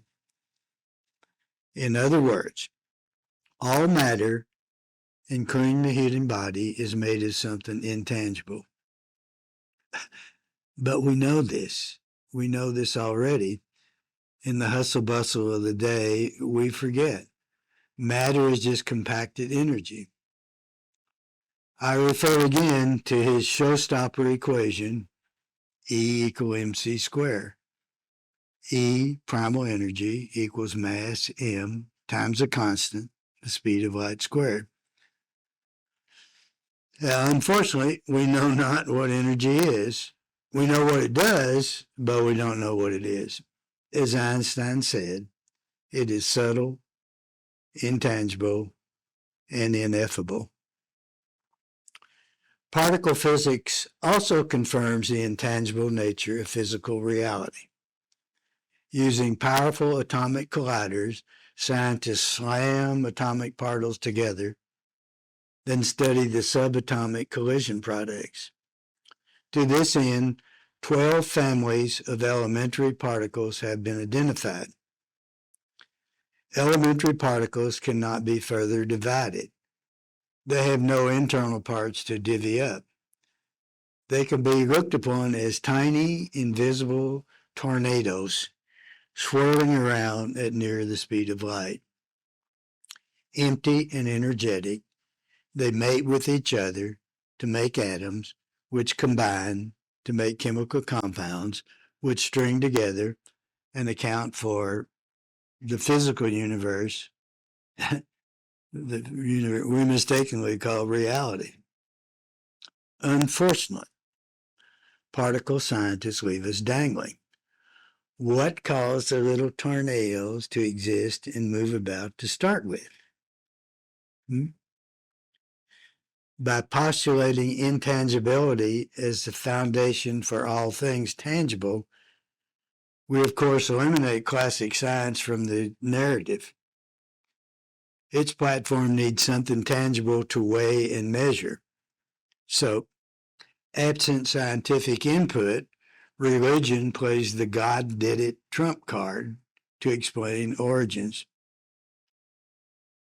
Where's the beef? The beef is found in the rainbow body phenomenon. Here we find real-world demonstration that the aggregate body does in fact rest on an intangible foundation. The intangible foundation is rooted in intent for material presence, for intangibility is what is left when intent is withdrawn, as it is in rainbow body realization. As far as we know, the human species is the only species with the capacity to disintend its own material existence. So here's the deal. All physicality is grounded in an intent for material presence. The empty foundation I'm talking about is conscious primordial energy that wants to be physically real. Sometime prior to your conception, it decided to become an avatar that came to be known as you. It is the source of your physicality and cognitive capacity. You are that. Mind is not something you own. Mind is something you are. You are the Word made flesh in accordance with intent. Truth is established in the rainbow body experience. For it is here that when the intent to have a material presence is withdrawn, the body vanishes from sight. How does one go about disintending a physical presence? As discussed, it is through the elimination of the self. The self makes man think he is different than everyone and everything in his field of vision. In our materialistic way of thinking, in order for our body to be real, we must have something to compare to. The only way to know if I'm short is to have something tall to stand next to. Thus, in order to harmonize with true nature, man must train his mind to look through the surrounding physical diversity and find sameness. When he does, the self disappears, for it has nothing to be different from. And of course, we know for a fact that at the very base of existence, everything is the same. Energy, just as Einstein said. When self is eliminated, so is the intent for material presence. That's because self is the agency we use to observe ourselves. As Rainbow Body and modern science proves, matter must be observed in order to exist in material form. It is just as the Buddha said 2,500 years ago. The world is empty when it is empty of self. So, in short, you are here on the planet in a body because you think you are real, and it is the self that causes you to think that way. So, for now, we can say that true reality is an unbounded field of uncreated conscious energy. Furthermore, it has the capacity to take on a material presence through exercise of intent. And it has the capacity to unintend its material presence. The intent to be or not to be is exercised through the agency known as self.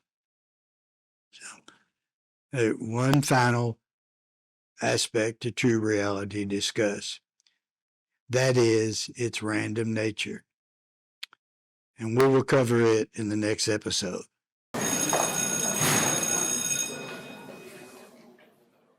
Hey folks, Tom here. Thanks for tuning in to this lecture number 10. This lecture will wrap up the series and bring us to understanding of the true nature of reality. Now, here's what we can say with certainty so far. First off, true reality is that which existed prior to the so-called Big Bang, the cosmic blast of 13.7 billion years ago. The blast, we're told, produced the elementary atomic particles, which eventually coalesced and evolved to become the vast universe we observe today. The fabric of the pre-Big Bang state is energy. We learn from Einstein's famous equation, E equal mc squared. Energy E and matter M are complementary aspects of each other. The very presence of tangible objects in today's universe, M's, is telltale of pre-bang primal energy. For discussion purposes, we can say the pre-bang Big Bang state is the Father, and the tangible objects it became are its sons and daughters. And that includes you and me. We, the sons and daughters, are conscious with cognitive capacity. So as offsprings, we conclude that the Father is likewise conscious with cognitive capacity. So, we can say that true reality is that which preceded the Big Bang. Its fabric is energy. It is conscious and cognitive. And it has the capacity to individualize into various species of bulk of form and function in a lived way.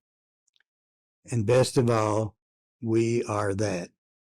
Now, I'm being careful with words here. The Father is not a he. It is genderless. The Father is an it. Reality, energy, conforms to the law of thermodynamics, which is the physics of energy and heat. According to the first law, energy cannot be created or destroyed. Thus, the Father always was and always will be. And according to the first law, it has a capacity to change form. That is, from intangible to tangible, from form to formless, from disorganized to ordered. Under the second law, energy systems always age toward disorder, randomness. This is known as the law of entropy. For example, coffee in a cup is a formed system. Microwave it to add energy. The added energy jiggles the coffee molecules around, producing heat. The added energy, however, doesn't want to be formed in a cup. It seeks the freedom and disorder and randomness, the natural state. Thus, it escapes the cup, and the contents cool as the energy that was added by the microwave disperses randomly throughout the surroundings. The same concept applies to the human body. The human body, as a system, is made of energy, and it too is subject to the second law. Therefore, its natural inclination is to become disordered and find the freedom of randomness. In resurrection, the energy that brought order to Jesus' body released into the tomb, bringing about disorder and randomness. Now, as we discussed, some of the released energy modified the shroud by breaking molecular bonds. Some lifted blood clots from the body. Some converted nitrogen to carbon-14, and so forth. While the notion of going from formed order to disorder seems ominous on the surface, it's actually a good thing. It is good, for it reflects the inner desire to return to the Father and its infinitely disordered, random, featureless state. We learn from resurrection in Rainbow Body. The agency called self retards our innate tendency to return home. Perhaps you're familiar with the Global Consciousness Project, GPC. It's a 25-year-old research initiative that studies the influence of consciousness in nature. The project utilizes a network of 70 random number generators that are placed at various locations around the world. And they measure deviations from randomness during significant global occurrences. Global occurrences such as a Super Bowl, or Academy Awards, natural disasters, and so forth. Normally, the output from the generators is random, but when group consciousness focuses on an event, the RNG output becomes less random and more ordered. In other words, reality can't be ordered and random at the same time. What does it all mean? It means true reality responds to state of mind. An ordered mind produces an ordered response. A random mind, a random response. So, to look at an event such as a Super Bowl in expectation of an outcome introduces order into the universe. It matters not if the expectation is win or lose. On the other hand, to engage the event with indifference to the outcome reinforces randomness.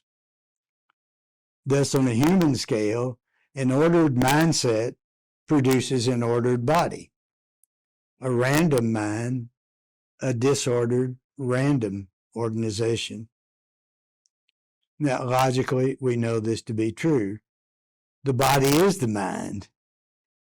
It is the mind only organized into bulk and form. And so, An ordered mind-body complex is counter to nature, for it impedes the return to the Father. The bottom line is this: if you want to be one with the Father, as Jesus would, you must emulate the Father, and that requires uninhibited random behavior. That is, cease participating in the world, material world, with expectations. Let go. Let it be. This notion brings new light to Jesus' teachings. In Matthew 6:25, he tells us, "Therefore I tell you, do not worry about your life, what you will eat or drink, or about what your body you will wear." That is, don't fret, don't worry, be spontaneous, devil may care, as he was. It worked for him. The shroud proves it, as it shows his body went from order to disorder, leaving evidence behind. Why not be like him? Let be what be. So, with this understanding about the role of thermodynamics, and consciousness in human experience, we can now complete the definition of the true nature of reality. It preceded the Big Bang. It is an unbounded, uncreated, immortal, conscious, cognitive, non-dual, featureless field of primal energy. It has the capacity to transform from its natural, featureless state to ordered form, and it can, when in ordered form, reverses the process,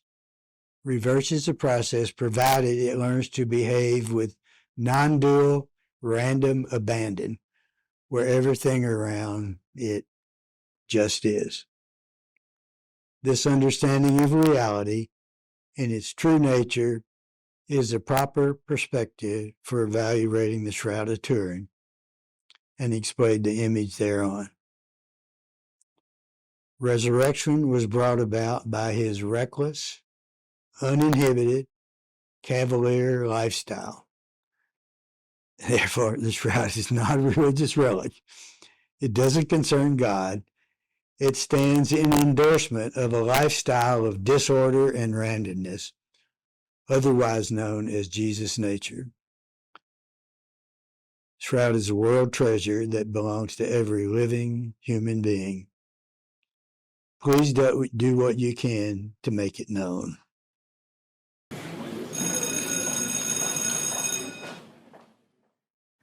The Shroud of Turin is the linen cloth that covered Jesus when his crucified body was entombed on the late afternoon of that first Good Friday. About 40 hours later, the body was missing, but an image of it, naked and prone, marked with skin punctures and blood stains from the crucifixion, was evident on the cloth.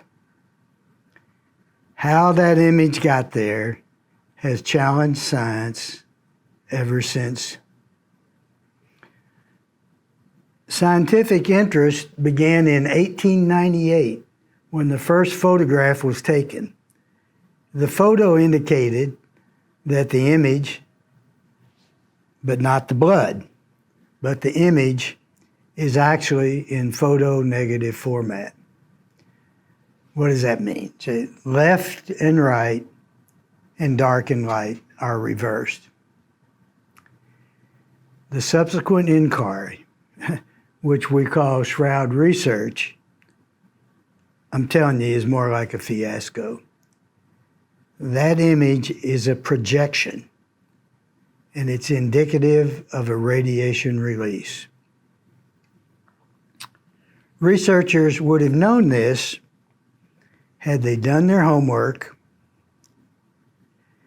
That is, had they conducted a Freudian survey, a literary search, to determine if the historical record contains instances of human bodies vanishing from sight in a shower of radiation. Not only would the researchers have found evidence that it happens, but they also would have found that the mind plays a central role in making it happen. The phenomenon they missed is known as rainbow body, and it occurs in the Tibetan Buddhist tradition and has been since the beginning of the Christian era, and it continues into modern times. To this day, that literary search has not been conducted. Scientific interest in the shroud reached a pinnacle in 1978 when the Catholic Church is the owner of the cloth, when the Catholic Church released it to a team of scientists who studied it 24/7 for 5 straight days with an impressive array of technical equipment. That effort is now known as STURP, which stands for Shroud of Turin Research Project. But in the end, the team was unable to determine how the image came to be embedded on the cloth. In arriving at its conclusions, the STURP team gave no consideration to the shroud being exposed to radiation, even though the naked eye view of the image provides enticing evidence of a release.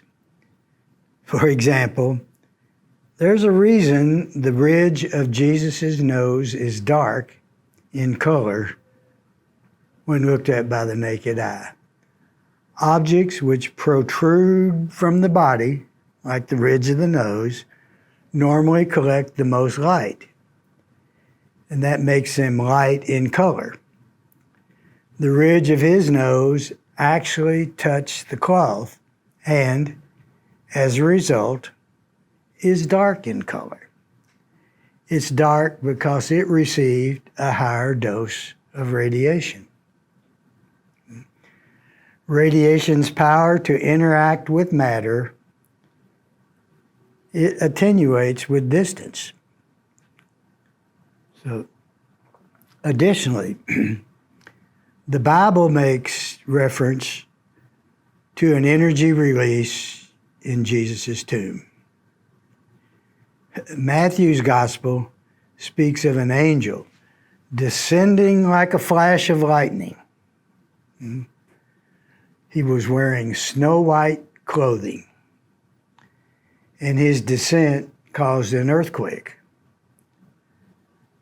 What does a descending angel have to do with an earthquake? Could there have been an explosion of sorts in the tomb from the body dematerializing? And this dematerializing caused the earth to rumble enough to dislodge the entry stone and etch the cloth? Mark and Luke, in their Gospels, they speak to young men in Jesus' tomb wearing dazzling white clothing. And then in John, 2 glittery angels are found in John's account. We find the presence of light throughout the Gospel accounts of resurrection. Where there's light, there's radiation. The inability to accept radiation is deep-rooted in shroud research. Even the few shroud researchers that accept radiation theory believe it is supernatural in nature.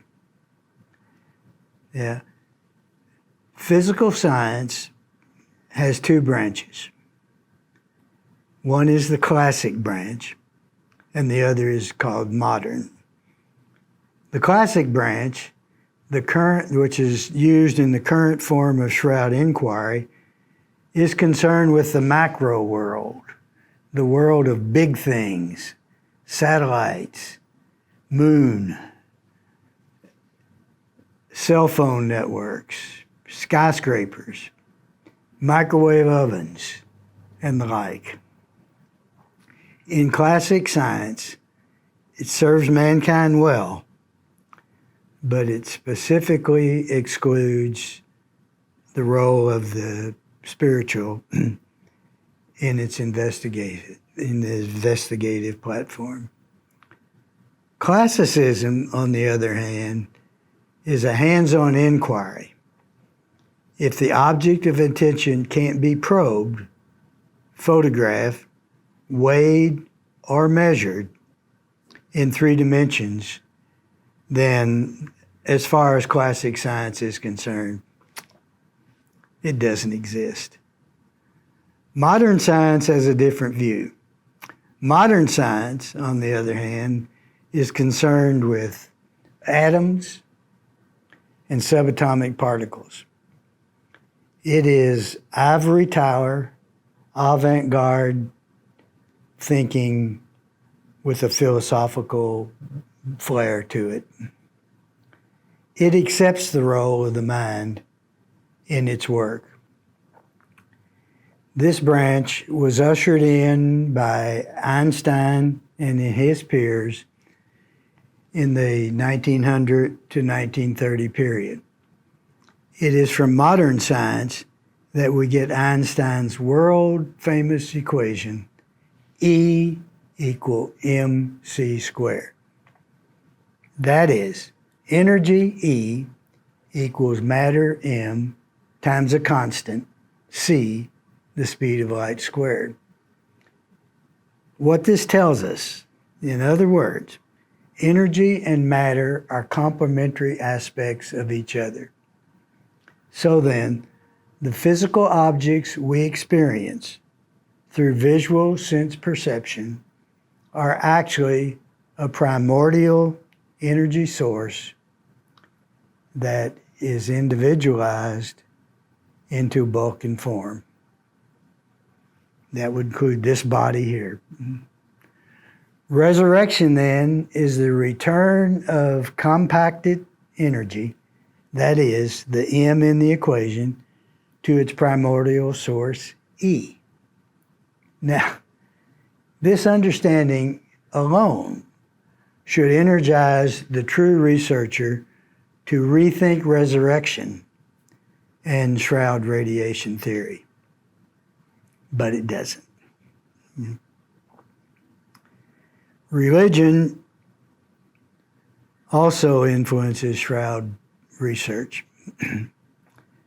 The entirety of Christianity rests on the notion and the understanding that God raised Jesus from the dead.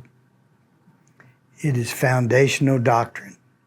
The thought that a common people can resurrect, as happens in Tibet and Rainbow Body, is really first-degree heresy. In addition, a natural resurrection shows the words of Genesis 3:19, you know them, to dust you shall return, to be false. This line of thinking is subtly lodged in Western subconscious, and it influences shroud study. The rainbow body phenomenon is real. A human body vanishes from sight with an energy release. It's an energy release that manifests as rainbow-colored light. How, I ask, can you possibly ignore this in Shroud inquiry? It's beyond me. The 1988 rainbow body death of Buddhist monk Khenpo Cho is well attested. It was investigated by the police, and it was declared authentic. It was also reported in the local newspapers. The highly regarded Roman Catholic priest, Father Francis Tiso. Father Tiso investigated the Kimpo's death 1 year later, and he found it true. He concluded that Jesus' resurrection was not singularly unique to him. It is the natural way the human body is designed to exit the planet, and to exit gracefully. I personally investigated the same death, talking to eyewitnesses. The conclusion is the same. Resurrection is natural. In my trip, I not only found the Kimpo's site of achievement, but I also found 3 other rainbow body incidents. The entire monastic community in Tibet knows of rainbow body. As spectacular as it is for a human body to radiate away, the spectacularness is far exceeded by the learning skills that make it happen. The Tibetans use an ancient yogic practice known as Dzogchen. They even operate a school that teaches rainbow body attainment. As it turns out, we Christians also have our own set of instructions. They are found in the Gospel of Thomas. Thomas was written contemporary with the Gospels, I don't know, maybe 50 years or so later than John's Gospel. Thomas, however, is non-canonical, meaning it didn't make the cut when the Bible was put together. So, the principles that are set forth in Dzogchen are also found in Thomas. They are consistent. So in short, rainbow body, a corpseless death, has an instructional set to go by. Resurrection, a similar corpseless death, also has a set of instructions to go by. Now, I don't know about you, but in my book, if it looks like, it walks like, and he talks like a duck, odds are pretty darn good it's a duck. Resurrection and rainbow body are one and the same. Both are natural, and they have nothing to do with God, nor they have anything to do with religion. A human body vanishing into nothingness. It turns reality inside out. Jesus turned the world inside out with his countercultural teaching. Teachings are like, turn the other cheek, or love your enemy, sell everything, and so forth. His teaching continues this time, but it's speaking through the Shroud of Turin. The shroud is not a religious relic. It is a world treasure. It's a world treasure that testifies to the power of the properly conditioned human mind to make a biological change. Now, go tell the others. Thanks for listening.